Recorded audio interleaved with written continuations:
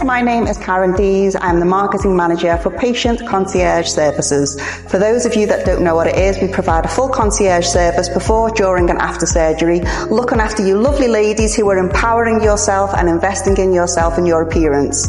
And part of our service is understanding the choice of all of these different procedures that are available out there. And we have the great opportunity of talking to one of the most senior plastic surgeons in Bali, Indonesia, Dr Vivi. Hi. So I am so excited to be here today. I've interviewed many doctors, and I think you're the most senior doctor I've interviewed. Well, I feel slightly intimidated, if I'm honest. So there's going to be loads that I can learn today, I think. So how long have you been a doctor? A doctor? Or a plastic surgeon? Tell me your whole background. It's been like 15, 20 years, yes, is it? 15 years. Yes. 15 plus 1, so 16 years being a plastic surgeon. So I was 15 years being a plastic surgeon. Yes, I was graduated in 2009, so that will be 16 years. Wow, sweet 16 years this October. No way. So yes. your 16th anniversary this October. Yes. And it's Patient Concierge Services' first year anniversary in October. Okay.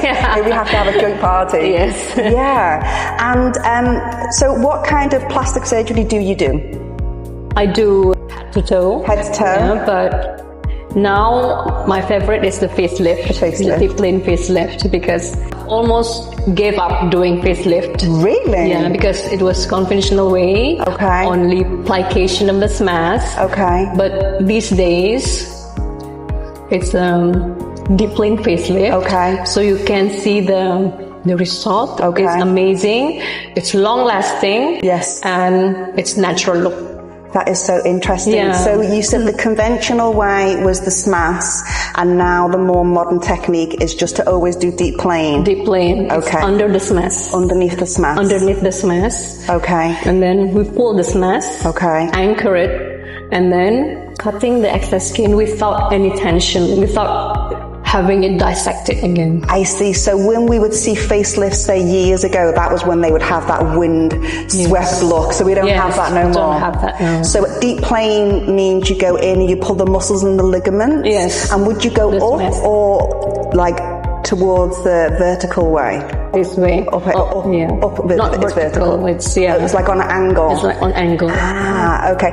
And would you always automatically include the neck? Yes. Always. Always. Because it has to be. Otherwise, it won't, the result won't be as expected. Okay. Yes. Because this area is the most important thing for us to look youthful. Yeah, yes. I see that. It's like the neck is the telltale sign. Yes. Although your neck is perfect. Thank you. Have you ever had anything done? No. That's incredible. So another thing that I wanted to ask about the facelifts that you do that I've not seen any other doctors do is I call it webbing, but I think there's a more medical term. What is that? Webbing, you mean this area, the piece here? Like extra stitching here? Extra stitching. Oh, the netting. Netting, sorry. Netting, yes. The netting is to avoid the doctor using drain. Oh. Using drain. So it's like directly attach the skin to the new base, because the skin is sliding. And then sometimes there is some dead space there. Yeah. So I have to make sure like that seal? Like a seal. Like a seal. I don't like compression garment. Okay. Because it's press the blood flow. It can make the skin here necrosis. You know the necrosis, the bluish. When it goes like that. Yeah, like that. So I'm avoiding it with the netting, the hemostatic net. Hemostatic net. Yes. That's amazing, because when I was looking at your highlights on Instagram, I was thinking that's a really modern technique, because you don't see many other doctors doing it, and I thought, if I'm honest, it looked a bit barbaric at first. Yeah. But it obviously has a lot of benefits. Yes, a lot of benefits. It's avoiding using drain, which is sometimes mostly it's not useful. Mostly the blood, the excess blood or serum is still trapped there. There are some collection of blood near your neck. So it would reduce the possibility of blood clotting, would it? Clotting, swelling, infection, swelling. You don't have to have drains. Yes. And you don't need any compression garments. And you don't really need to wear the compression garments. Yes. Occasionally, do they still need to wear the garment? After the netting is still removed. Oh, okay. So they still wear the garment after the netting is removed. Yes. For how long? 3 days. The netting suture is only there for 3 days. So the netting gets moved after 3 days, and then they wear the garment for a few weeks? For a few weeks. 6 weeks tops. 6 weeks tops. Yes. Wow. So another thing that I love about you, sorry, I'm a proper fan by the way, is you've had lots of additional international training, I believe. Yes. Yeah. Can you tell us a bit more about where you've had additional training? Mostly it's in Italy. Italy? Yes. Yeah? They are doing a very, very sophisticated facelift. Sophisticated facelift?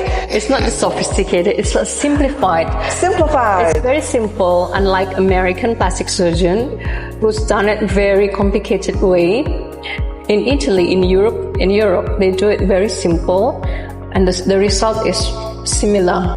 How is it simple? They don't remove the salivary gland, they don't touch a lot of stuff. Okay. But the dissection is very, very clean. Okay. So it's less trauma, I guess. Less trauma. So less recovery. Yeah. The recovery and how to setting in the mess again. How interesting. Yeah, it's amazing. So you had extra training in Italy. How about Korea? Korea, I used to train in Korea. Okay. Yeah, but 5 or 6 years I tried to do training in Europe. Yeah. Yeah, because I found it more advanced. Korea is? No, Europe. Europe, Italy, yeah, okay. It's more advanced and the result is more natural. Okay, so you would say Italian training was more advanced than Korean? Yes. That's so interesting because Korea has the reputation for being the best in the world. Yes. I wonder why that is. I don't know about the best. Yeah. Yeah. I think America is still the best. You think, yeah. And you've trained in America? No, not yet. Not yet? During my first years of being a plastic surgeon, I've done not training, it's observership in the US for endotyne. What's that? Endotyne facelift. Endotyne? Endotyne is a device to endoscopically done facelift. Does endoscopic mean like with a little camera? Yes, with a little camera. And then after you dissect with the endoscopic, there will be a band with a lot of spike there, hold the inner side of the cheek. Yes. It's deeper than mass. It's the whole muscle is lifted. Okay. Yeah, but the consumable itself is very, very, very, very expensive. Okay. Yeah, so it's not applicable here. So you haven't necessarily done training in America, but you've done observations. Observations, yes. Which still is going to make you more advanced. Yes, it was like 2018. Wow. 2018, and then I also observed tummy tuck there, and the American plastic surgeon. It's actually not American. He is a South American, but practiced in American. He also lives there. Yeah. So the results were out of this world. Yes. Yeah. What made you want to become a plastic surgeon originally? Oh well, it's because of my sister. Okay. Yes. My sister was born with ptosis, Ptosis. Is that like a lazy eye? Yeah, okay. It's not lazy. It's asymmetrical. Okay. Asymmetrical. So she was very shy and she doesn't want to go out. She was really introverted? Yeah, she was very really introverted. Yes, and then during high school, my mom decided to get her fixed. What's the age difference? 2 years. Okay, so this is like what, 30 years ago? When I was junior high. Okay. So it was like 40 years ago, Wow. 35 years ago. Yeah. Yes.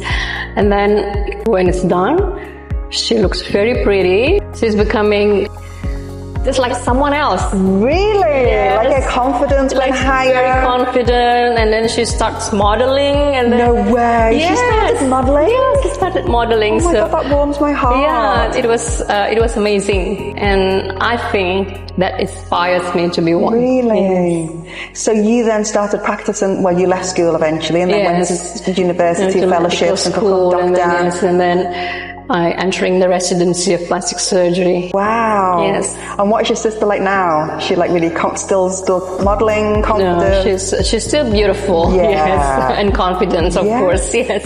Wow. Yes. Isn't it interesting how our appearance can really affect how we show up in the world? Of course. It's a really deep, energetic thing, isn't it? Where it's it can affect you on almost like a spiritual level, I think. Yes. Yes. Without sounding arrogant, when I was younger, I was always quite pretty, and I think I just took it for granted. Yes. And then as I got older, I noticed everything started to change, yes. and then I noticed my confidence changing, and I think there's no better feeling in the world than looking in the mirror and liking what you see. Yes, I think so. It's such a good feeling. Yes, such a good feeling. Yes, that's true. Yeah. That's why I live healthy.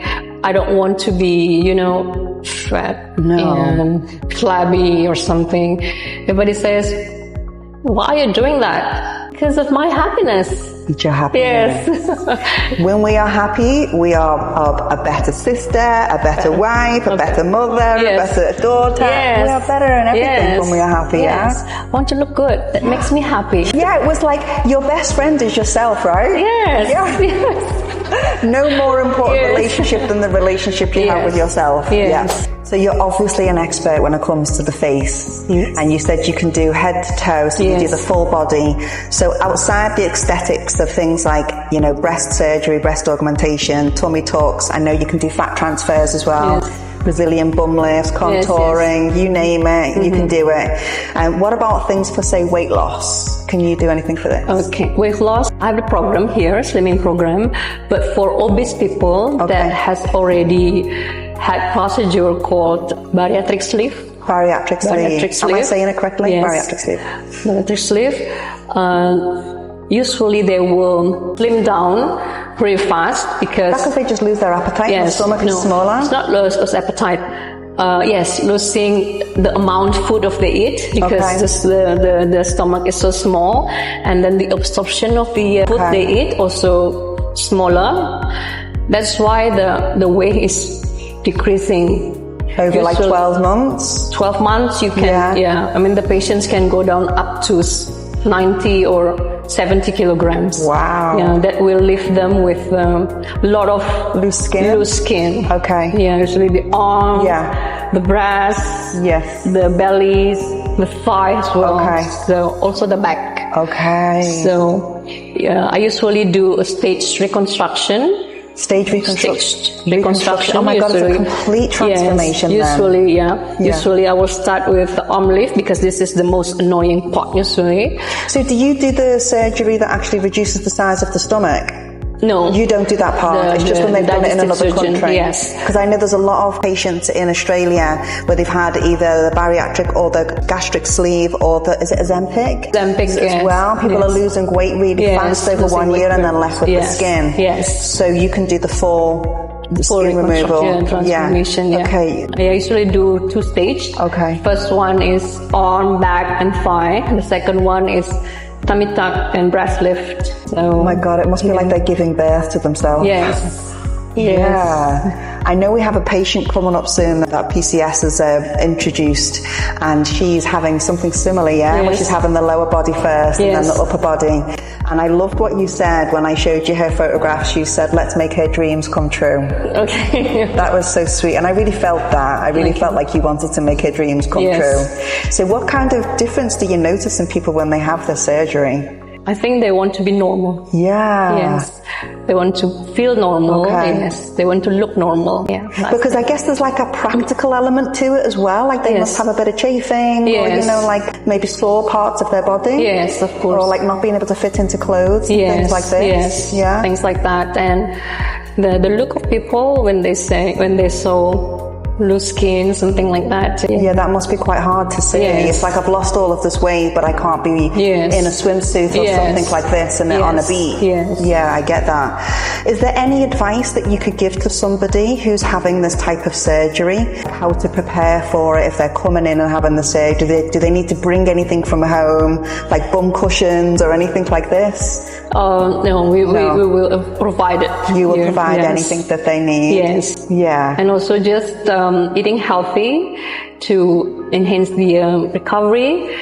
Usually a patient with gastric sleeve or bariatric is having a bit of undernourished because of such a drastic drop in nutrition, and the nutrition is absorbed not as much as before the stomach getting cut, Yeah, so we probably have to get them to boost their immune system. Boost their immune system, eating a lot of protein. Yeah.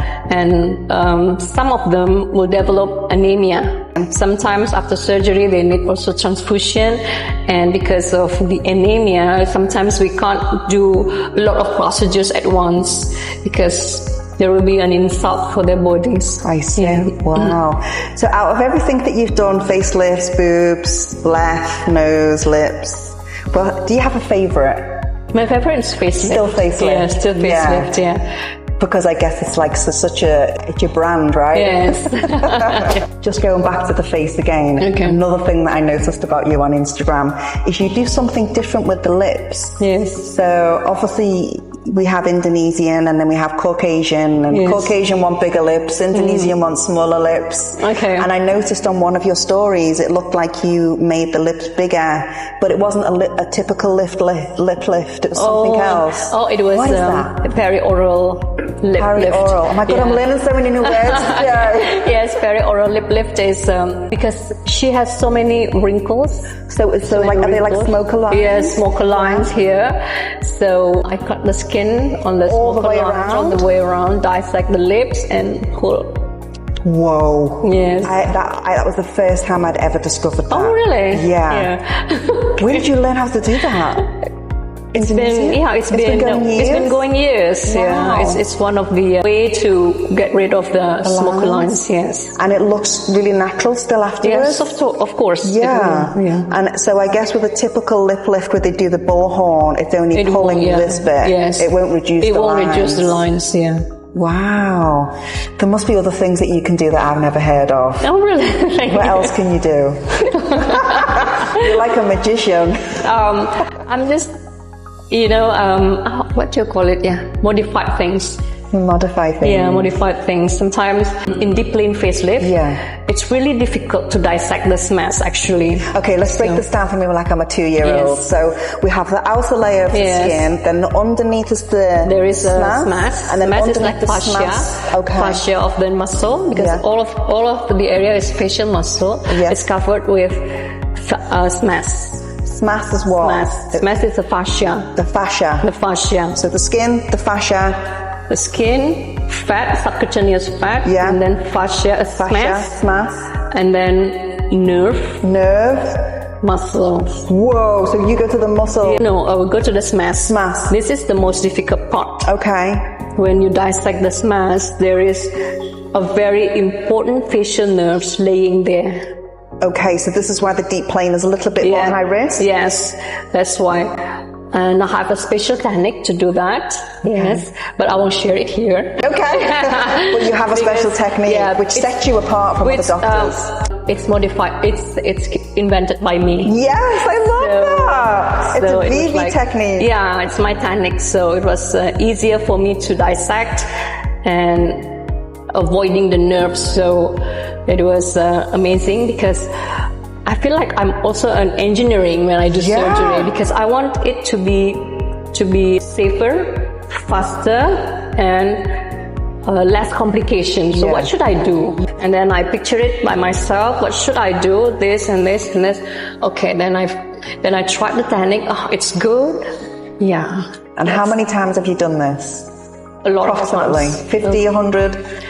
I think maybe around 30, I think. About 30. And they're all really happy with the results? Yes, and also for me, it's easier for me to work with this new method. Okay. New method that I invented by myself, so. Wow, that is amazing. Yeah. As well as being a plastic surgeon and having your own clinic, Divine, and training in various places across the world, I've noticed that you also do demonstrations.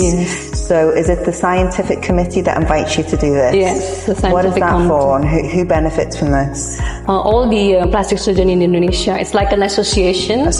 We have, every year we have annual scientific meetings. Some of the profound plastic surgeons will be appointed to share their knowledge, share their experience, and usually also live surgery. Okay. Yes. So you can do live surgery with a sleeping patient to an audience. Yeah. How many people are watching? 30, 40? More than that too. You don't The get whole nervous? audience. I did. You did? Yeah, of course I got nervous. It was one of the most nervous. Well, you did it. I did it.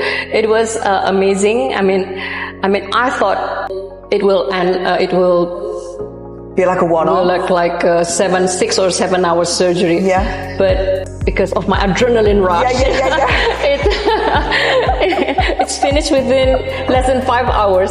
Wow. Yeah, and the result is also very amazing. Was it a facelift? It was a deep plane facelift. Was it your special technique? Yes, with my special technique. So the people got let in on the secret on there. Yes. Wow, they must all be so amazed. Yes, and then I was so amazed by myself as well, because it's only 5 hours and it's so yeah. I bet you went home and had a nice cup of tea when you or a glass of wine. To celebrate. Yeah, to celebrate. Yeah, what a great achievement. Yes, thank you. How many times have you been invited to do this? For the live surgery itself, it's only been held for 2 times. So this is my second time. The first time is also me doing some fat grafting. Yeah. And then this year is one of the most difficult task for me is the live surgeon of the deep plane face and neck lift. Wow. So what a great honor though. Yes. I mean, great honor. Yeah, and all of these other surgeons must just be like looking up to you and just be like, oh my God, what a privilege to learn your techniques. It's so amazing. Thank you. Yeah. Most people are saying, okay, how much is it to get access to you? Because obviously you are one of the most senior plastic surgeons. And I've noticed in comparison to, say, you know, Suka and Astri at BIMC, you are a little bit more expensive than some of the others. But now that I've sat and had a conversation with you and I've learnt about all of these additional techniques, I can see you pay for what you get. Yes. Yeah. And it's your business, it's your standards, it's your way, it's your clinic, and it's on your time. Yes, and also you will get post-surgery treatments. Yes, there are a lot of devices here, and you got them for free.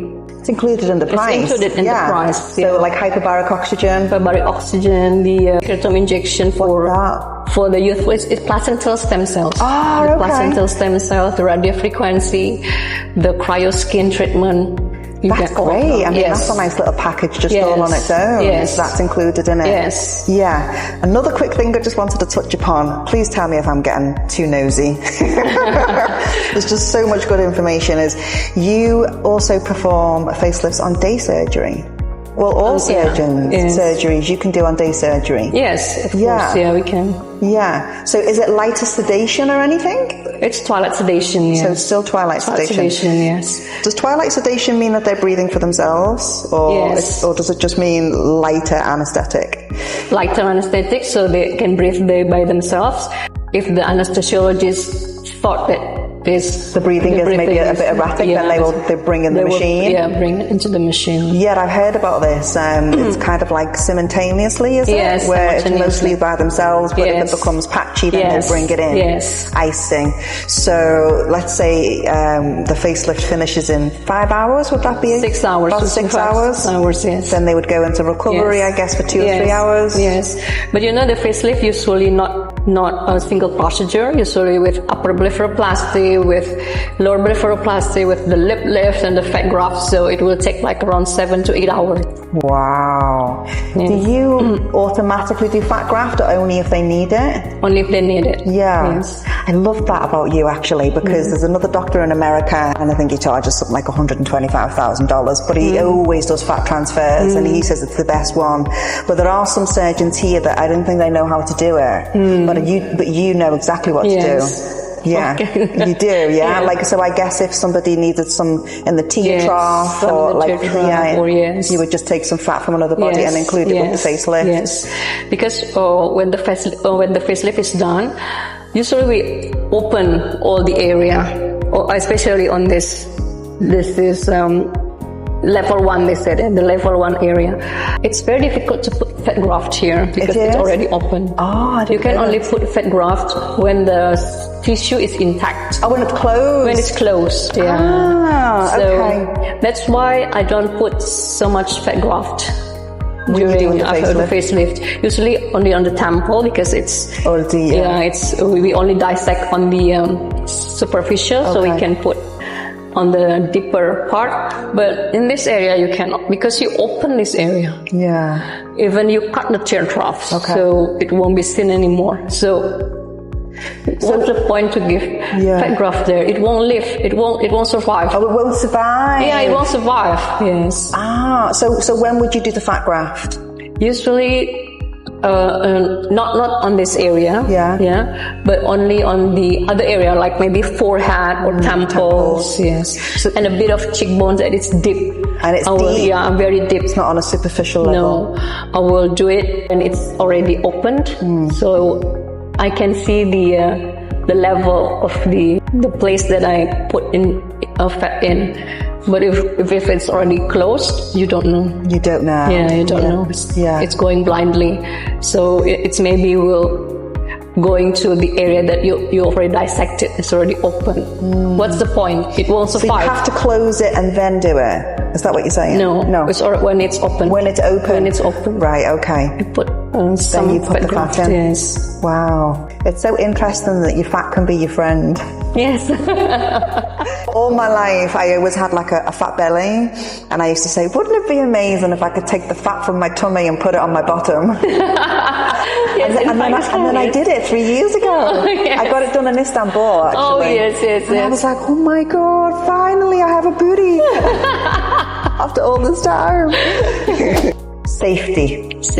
People always want to know, am I safe, even though they are electing themselves to have surgery? Yes. Usually what happens is 4 weeks before surgery, they start to get a little bit anxious and a little bit worried.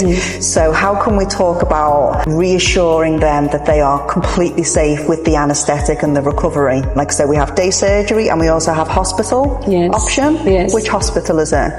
It's in the Pasar area. It's called Bros Ina. Bros Ina. Yes. Okay. How many nights? Do they normally get?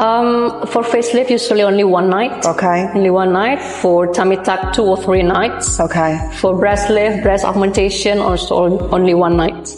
How do you decide whether somebody has day surgery or they go in hospital? For people without pre-existing condition, without any pre-existing, or the age less than 60 years old, one day care is enough.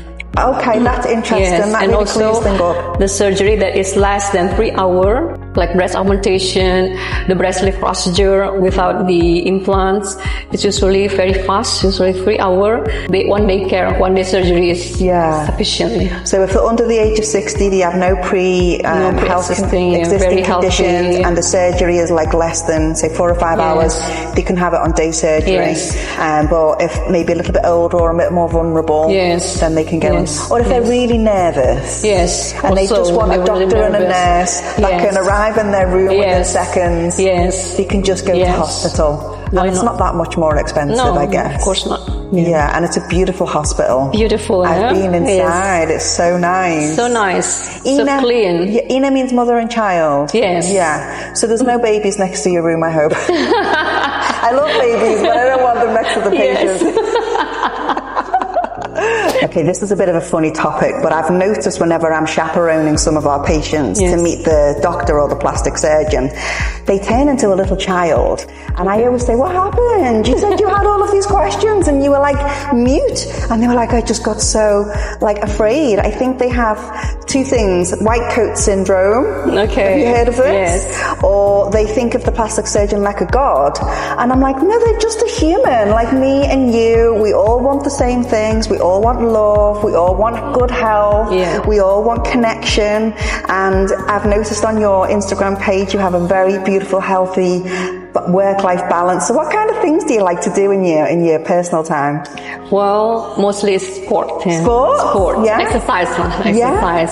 I like gym. I like going to the gym. You can tell you have a great body. Yeah, 3 to 4 times a week, and then Pilates 1 or 2 a week. Yeah. Yes, and then Paddle? Paddle? No, paddle. Is it paddle or paddle? I don't know. I don't know. Paddle. Wow. Paddle. Yeah. So you have quite an active health life. Yes, I have to.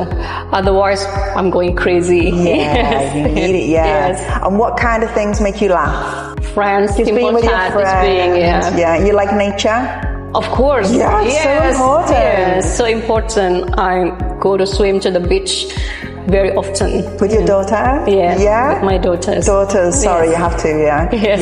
Yeah. But now one is already in medical school. Really? So, yes. See what you've done? You've been like an inspiration. Yes. Wow, that's amazing.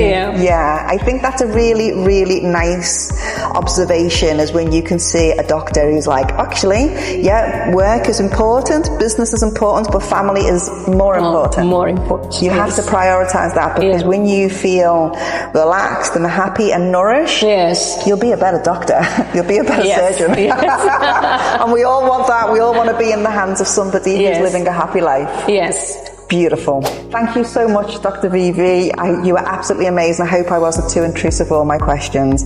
For our audience that is watching, is there anything that you could say to anybody that really wants to get surgery, cosmetic surgery, but they're really nervous? For anybody who wants to do plastic surgery in my clinic, I assure you that this everything is in safety procedure. We have the SOP, and don't worry, you will still look like yourself. Yeah. Yes. Only the younger version. Okay. Yeah. And you won't look like any that is in Instagram. No. Just a nice freshen up. Just a nice freshen up, yes. Yeah. Beautiful ending. You will be natural, beautiful, and safe.